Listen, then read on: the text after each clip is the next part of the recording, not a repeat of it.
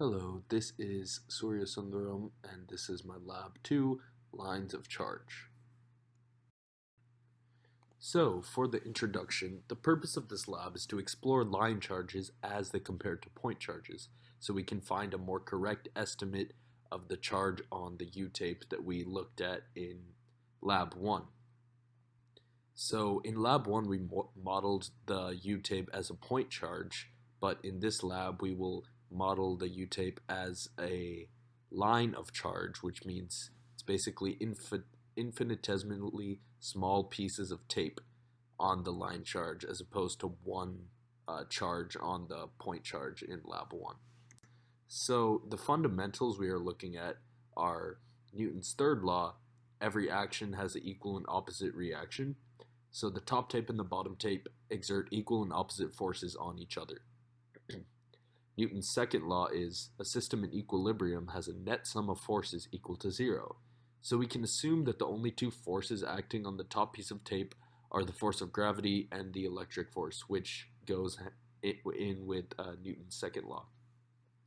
Finally, we have superposition, which means that basically all the different infinitesimally small points we have all have to add up to a certain net electric force. So this is superposition is when the electric field arises from more than one point charge. So now on to the actual experiment. So the length of the U-tape was 0.2032 meters, the mass of the tape was 0.002032 kilograms, and the displacement when I held the bottom tape below the top tape, the displacement was 0.04 meters.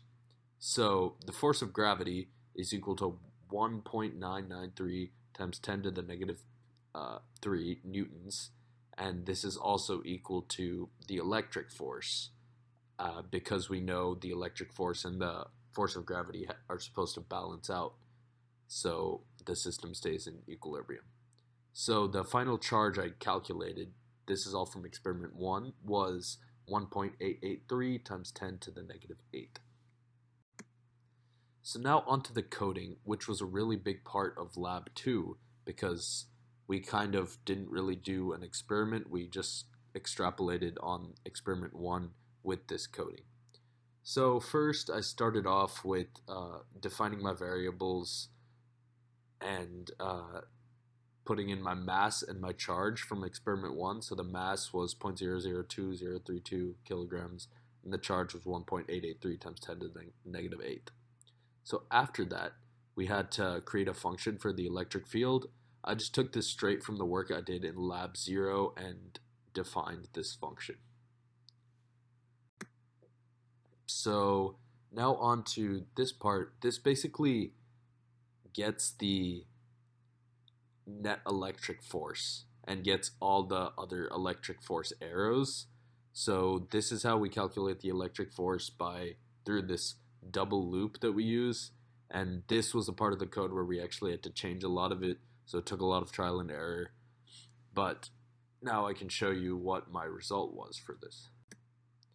So my result is here. This was the first result I got, which didn't really look right to me because the magnitude of the gravitational force was a lot larger than the magnitude of the electric force, which just does not seem right. So I guess that we have to change the magnitude of the charge because it's a line charge. So I basically messed around with the magnitude of the charge in my constant section so that the magnitude of the electric force and the magnitude of the gravitational force would be about the same. So I got them to equal each other when my charge was equal to 3.4434 times 10 to the negative 8.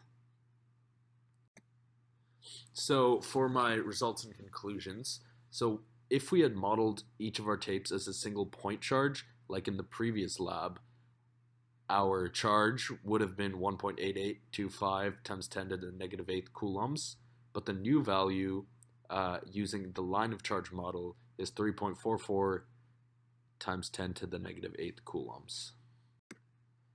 So why do these estimates actually differ, and which value is more likely to be closer to the real value?